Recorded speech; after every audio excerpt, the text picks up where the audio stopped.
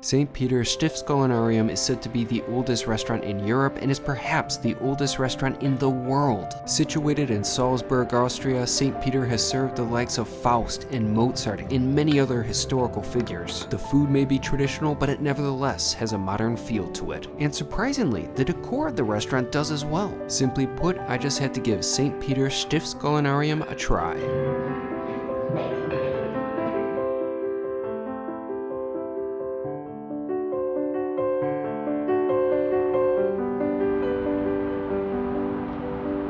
It's a beautiful day in the fine city of Salzburg. I just finished with a very pleasant hike. I got some good elevation. I saw some pretty neat wildlife, including some birds that I've never seen before. Plus, I felt like I took a billion photos and was treated to some pretty epic views. Although, even right now, I'm looking at a pretty nice view of Salzburg. However, the day's excitement is far from over, as I'll be going to a pretty notable spot for dinner this evening. I'll be dining at what is purported to be the oldest restaurant in Europe. It's called St. Peter's Stiftskulinarium. I may be saying that last part wrong. It's apparently been around since 803. Yeah, that's pretty damn old. With such a historical significance, I thought to myself, how could I not go to this restaurant while I'm in Salzburg? Plus, it should be pretty good too. People generally seem to like it with Google reviews and Yelp, and it's even recommended in the Michelin Guide. In summation, I simply cannot wait to go to such a notable and historical spot. So let's go to dinner. I made my way to the historic area of Salzburg. The restaurant is a bit hidden. It's situated within the walls of the beautiful St. Peter's Abbey. I'm not even inside the restaurant yet. Rather, I'm in the courtyard where the restaurant is located, and oh my goodness, this is stunning. I had a few minutes before my reservation, so I briefly checked out St. Peter's Church, which was right next to the restaurant, and it was gorgeous, but soon enough, it was time for dinner. The actual date of when the restaurant opened its doors is a bit uncertain. The first recorded mention was in 803 by Elquin of York, who served Emperor Charlemagne. However, the restaurant could be even older, as the abbey was built in 696. Regardless of when the restaurant was founded, it's a pretty old place. The decor of the restaurant, however, is surprisingly very contemporary.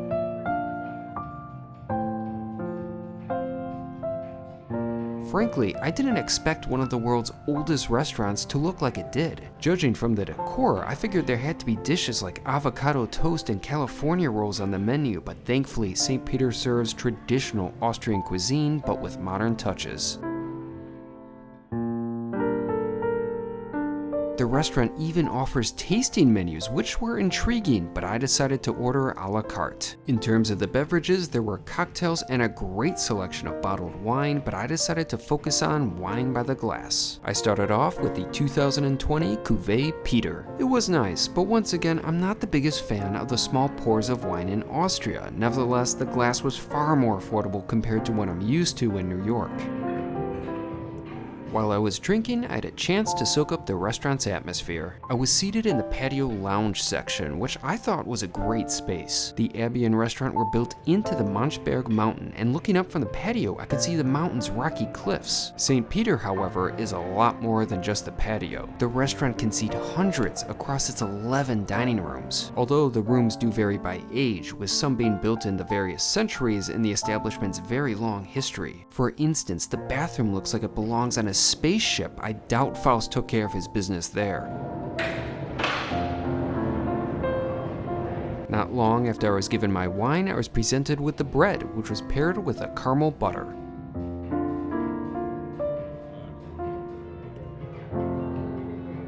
The bread was nice and fresh, but it was the butter that stole the show. Even though it was caramel flavored, it was incredibly balanced and it wasn't overly sweet, but it had just the right amount of sweetness. Plus, it was so smooth that I could practically dip the bread into the butter. Overall, I loved that bread plate. It was certainly a great start to my meal.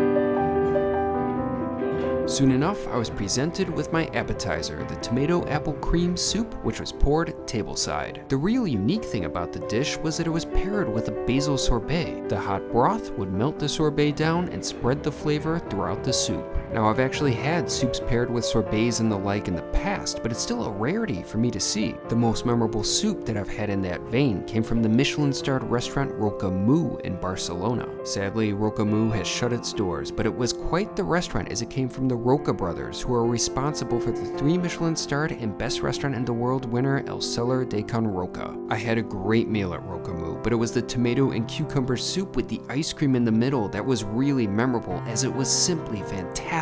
St. Peter's tomato apple soup with the sorbet, however, wasn't as successful. Now, there's no question about it, it was a tasty tomato soup, but I didn't get any of the apple flavor, and the basil was so subtle that it was almost non-existent. Plus, the sorbet didn't quite melt right away, making for some awkward cool lumps in the dish. At least the broth maintained its heat, even with the addition of the sorbet. In summation, I appreciate that the restaurant tried something different, but in the end, it just didn't come together for me. Overall, it was still at least a slightly above average tomato soup. Next up was my entree, and that definitely didn't disappoint. I went with an Austrian classic, the Tafelspitz. The dish came with a few sides and sauces and was presented very impressively tableside.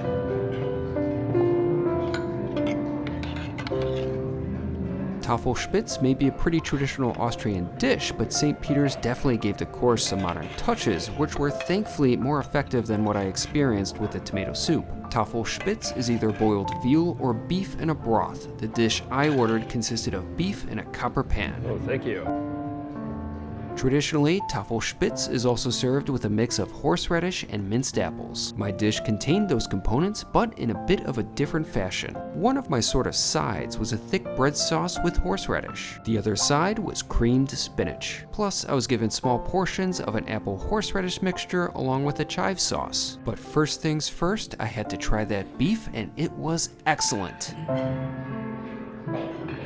The meat was just so tender and flavorful. I also loved how the broth from the copper pan coated the beef, keeping it moist and juicy. All around, the meat was delicious, but the only problem with it was that there wasn't much of it. Pretty much the only beef in the course was what my server added to my plate, which meant that every bite was precious. As a result, it was an absolute disaster when a bit of the meat fell off my fork and into my lap. Thankfully, it landed on the napkin, and the fact was, it was too good to waste, so I popped it into my mouth. Frankly, I didn't give a damn about what other people thought because the food was great and I was gonna eat every morsel of it. I also thought that the accompaniments were pretty nice. The apple horseradish sauce was interesting. It was sweet, but it also had a bit of a bite to it. The chive sauce was also pleasant. It was rich and savory and really went well when I added it to the meat. Besides the beef, I also enjoyed my 2 sort of sides. The bowl of thick bread sauce and horseradish was unique. It was like a tempered down but fuller in body horseradish sauce. The concoction was creamy and it was nice to dip the beef right into it. I was also able to do the same with my creamed spinach, which was far creamier than the typical versions that I'm used to having at steakhouses. While I much prefer my creamed spinach to not be as creamy, I nevertheless still enjoyed St. Peter's version as the flavor was on point. To give both the creamed spinach and bread sauce a bit of textural variation, I added the vegetables from the copper pan to each of them, which was definitely a great move. Overall, I was really enjoying my Tafelspitz, but I ran out of wine and I needed some more. For my second round, I got a glass of a 2022 Zweigelt from Vineyard Stefan Lang. It had a bolder and deeper flavor compared to my first wine, and it was nice. In fact, Zweigelt, which is a hybrid grape variety, is the most planted red grape in Austria. Soon enough, I finished my Tafelspitz and it was on to dessert. There were some interesting options on the menu, along with some traditional Austrian specialties, but I went with another classic, the apple strudel. I had a choice of either pairing it with vanilla ice cream or vanilla sauce. Ultimately, I went with the ice cream.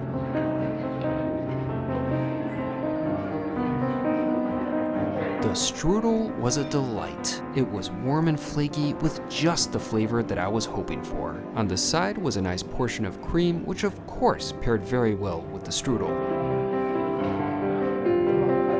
I can also say the same for the vanilla ice cream. Having the warm strudel with the cool ice cream was a nice contrast in temperatures. Frankly, I would probably say yes to almost any dessert served a la mode. Overall, the apple strudel was a fine dish, and by having it, it allowed me to check off another box of eating one of the must-try dishes of Austria. Although, I've gotta say, the best apple strudel that I've ever had remains the one I ordered at Peter Luger in Brooklyn. After finishing, it was time for the bill, which totaled to €72.40, but with my tip, it came to $84.40. In US dollars, my bill would equate to about $94. I had a great meal indeed.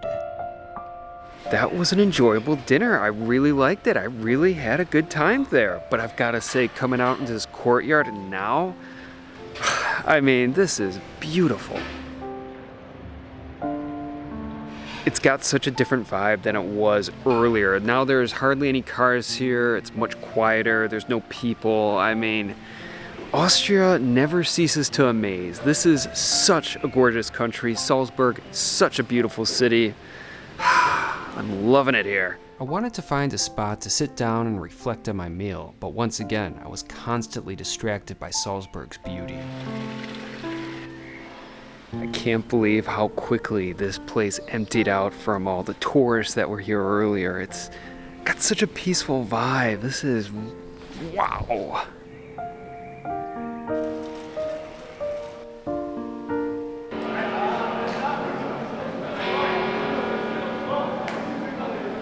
I know I'm supposed to be talking about the restaurant, but look at this. This is unfreaking real. I am so happy right now. This has been one hell of an amazing day. I climbed a freaking mountain, saw the most amazing, stunning, magical views, and then ate at one of the world's oldest restaurants. This day is nearly perfect. I think St. Peter's is a good restaurant. I definitely had a good time there. Because I'm such in love with food and culinary history, going to St. Peter's was really special to me. I mean, it is pretty cool going to a restaurant that old. 803, that is ridiculous. But besides that unique facet, the food was pretty good. I enjoyed everything I had. Now, there's no question about it, it was touristy. I hardly heard any German spoken. English was definitely the main language. But it's understandable, right? I mean, Salzburg, especially the area where I am, is very touristy. And the fact that it's the oldest restaurant in Europe, that's gonna draw a lot of people. Another thing, I didn't expect the world's oldest restaurant to look the way it did. I mean, it kind of looked like some cool contemporary place just set in a very old building. But I'm not complaining about it. The restaurant's kind of gotta tread a fine line of maintaining that image of being the world's oldest restaurant and still catering towards contemporary tastes. Maybe it was a little overdone on the contemporary side, but at the end of the day, I didn't care. I had a great dinner tonight. I really enjoyed St. Peter's. It's pretty damn cool to go to the world's oldest restaurant. And if I'm back in Salzburg, I will definitely go back to St. Peter's.